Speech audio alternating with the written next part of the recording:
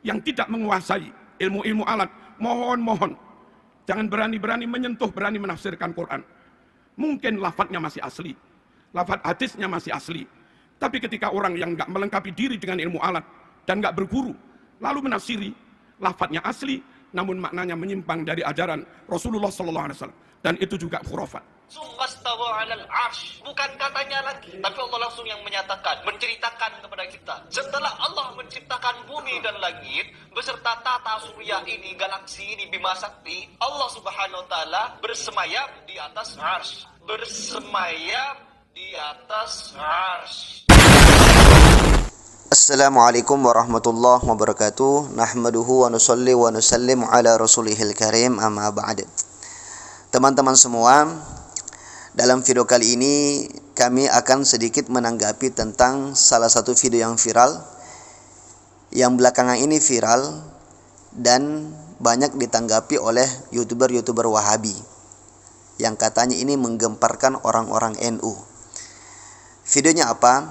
Yaitu video dari khutbahnya Kiai Haji Marzuki Mustamar, yang mana dalam isi khutbah beliau seakan-akan beliau mendukung gerakan Salafi Wahabi, yang mana dalam khutbah beliau tersebut beliau mengkritik keras terhadap kelompok-kelompok yang sering menyampaikan hadis-hadis palsu atau hadis-hadis yang sangat lemah riwayatnya, dan juga mengkritik kelompok-kelompok yang hanya memakai riwayat hadis yang diriwayatkan oleh Ahlul Bait saja dan tidak mau memakai hadis yang diriwayatkan oleh sahabat. Dan juga sebaliknya, beliau mengkritik orang-orang atau kelompok-kelompok yang hanya memakai hadis riwayat sahabat saja dan tidak mau memakai hadis riwayat Ahlul Bait. Dan kelompok-kelompok ini ada, makanya beliau mengkritik, teman-teman. Nah, orang-orang Salafi Wahabi ini mengira Kiai Haji Marzuki Mustamar ini mengkritik orang-orang NU semuanya, ya, mengkritik orang-orang NU semuanya. Dan orang-orang Salafi Wahabi memberikan kesimpulan sendiri bahwasanya beliau akan hijrah ke manhaj salaf dan meninggalkan NU, teman-teman. Ini adalah sungguh kesimpulan yang sangat keliru yang disampaikan oleh Salafi Wahabi, ya, oleh Salafi Wahabi, khususnya YouTubernya, yaitu Harry Pras dan teman-temannya itu. Jadi mereka dengan begitu bangga mengatakan Kiai Haji Marzuki Mustamar telah terketuk pintu hatinya, telah terbuka pintu hatinya sehingga beliau akan hijrah, ya, akan hijrah ke manhaj salaf menjadi Salafi Wahabi. Jadi mereka menyimpulkan sendiri tanpa tabayyun kepada Kiai Haji Marzuki Mustamar, ya. Padahal video beliau itu banyak, ya. Video beliau itu banyak. Bahkan habis khutbah beliau itu langsung isi acara maulid. Ya, selepas khutbah di salah satu masjid di Surabaya itu, beliau langsung mengisi acara maulid di Surabaya juga, tidak jauh dari tempat tersebut. Ini menandakan bahwasanya Salafi Wahabi ini diprank oleh Kiai Haji Marzuki Mustamar, teman-teman. Jadi harus dipahami, hadis palsu atau hadis yang sangat dhaif sekali itu memang tidak boleh disampaikan. Itu kesepakatan para ulama, ya. Itu kesepakatan para ulama.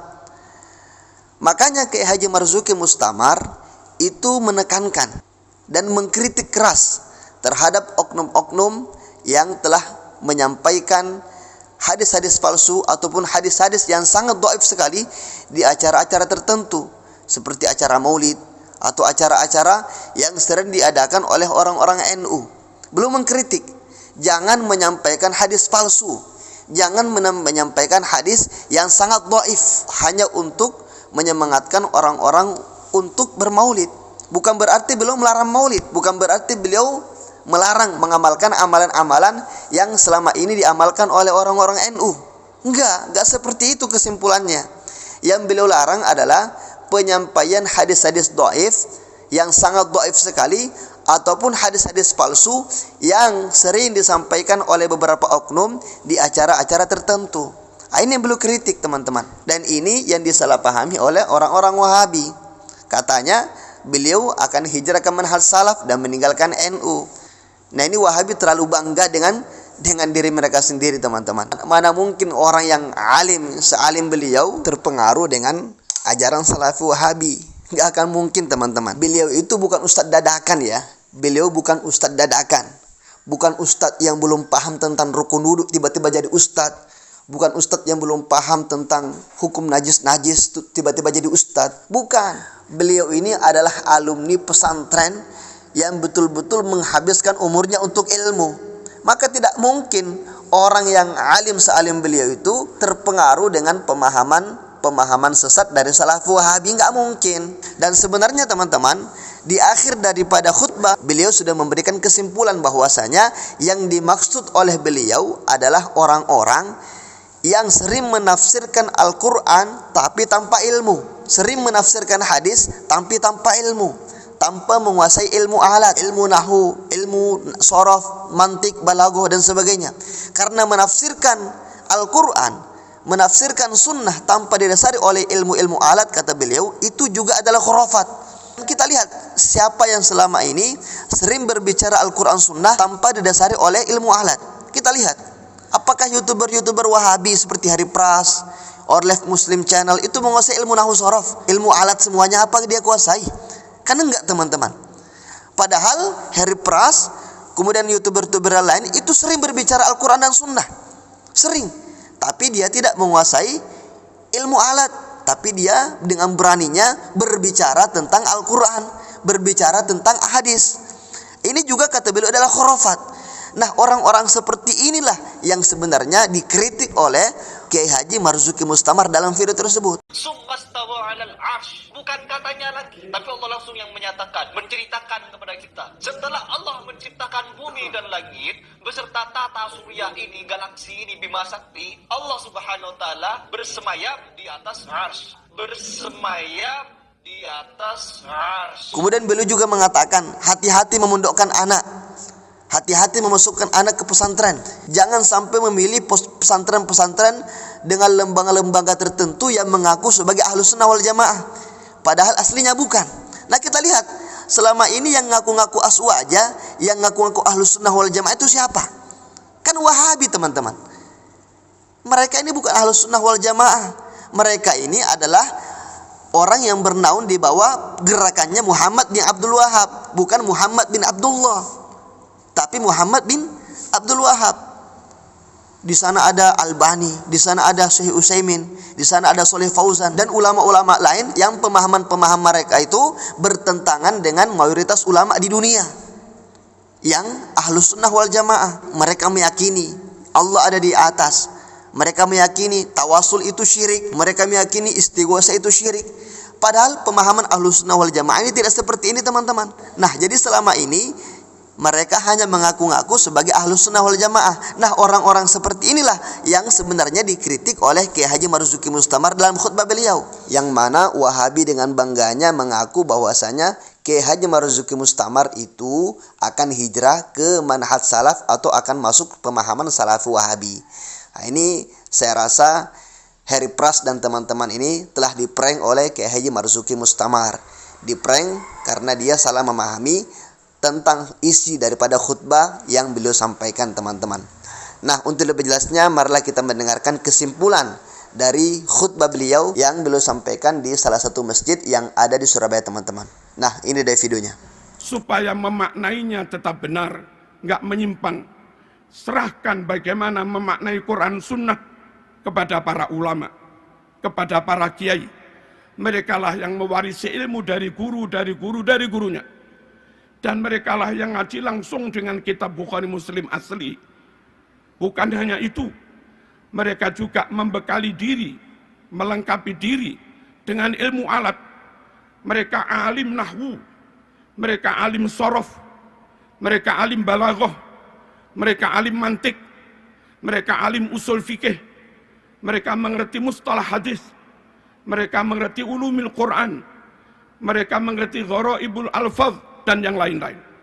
Yang mana ilmu-ilmu itu sangat penting untuk memastikan kebenaran pemaknaan Quran, pemahamannya, istimbatnya, ataupun penafsirannya. Yang tidak menguasai ilmu-ilmu alat, mohon, jangan berani-berani menyentuh, berani menafsirkan Quran. Mungkin lafadznya masih asli, lafadz hadisnya masih asli, tapi ketika orang yang nggak melengkapi diri dengan ilmu alat, dan nggak berguru, lalu menafsiri lafadznya asli namun maknanya menyimpang dari ajaran Rasulullah sallallahu alaihi wasallam, dan itu juga khurafat. Dan bagi orang awam, kita yang awam ini kaum muslimin, hati-hati memilih guru, hati-hati memondokkan anak, hati-hati memilih lembaga untuk anak-anak kita.